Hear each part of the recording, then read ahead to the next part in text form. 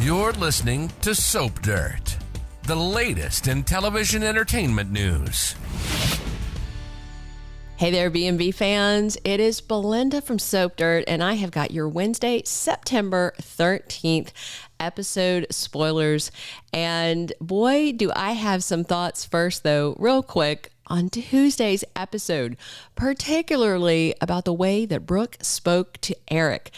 I wanted to reach through my TV and smack her out of that satin suit. We're going to talk about that and the Wednesday spoilers. But first, if you haven't already, please reach down, click subscribe so you don't miss any of our Bold and Beautiful updates. So on Tuesday, Brooke Logan continued to do what Ridge Forrester told her to do. Try and use Donna Logan to convince his dad, Eric, to retire, to step back from the business. The way that Brooke spoke to Eric, to me, was so insulting.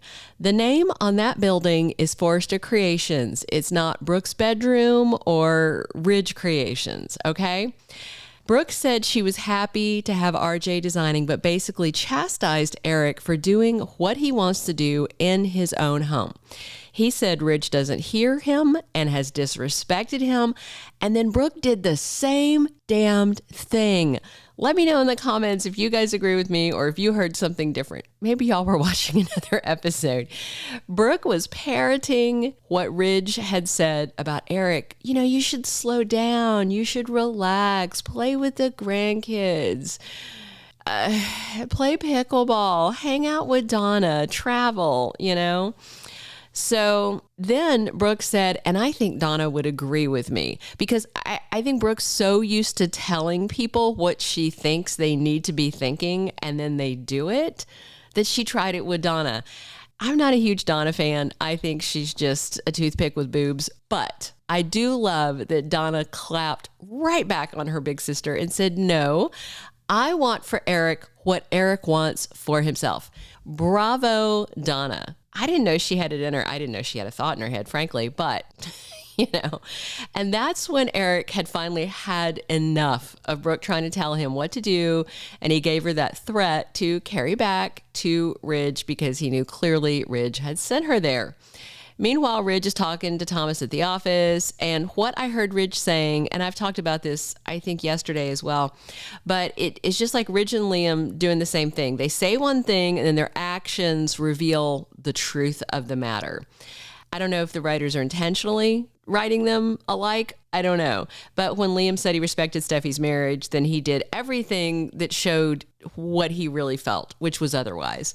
Ridge tells Thomas, oh, I'm not trying to push Eric out of the company, but he just sent Brooke to the mansion to try and help push Eric out of the company. What the heck? The hypocrisy is unreal. And Brooke talked to Eric, to me, like he was a toddler that she was trying to calm down and wanted to know why he was, you know, doing whatever. I liked neither of those scenes. They both really ticked me off. And then Katie also seems to be pressing for Eric's retirement. So I guess she's Team Ridge on this one, but Carter's not playing along, thankfully. And then at the end of the episode, Brooke comes back, tells Ridge, the good news is RJ's designing. The bad news is your dad said he's coming for you.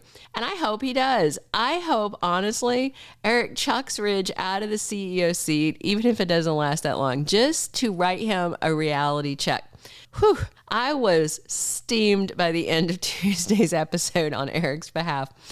Hopefully, though, seeing Thomas and Hope wrecking the design office while they're making love later this week will make up for it for me, and I won't leave the week completely irritated with Bold.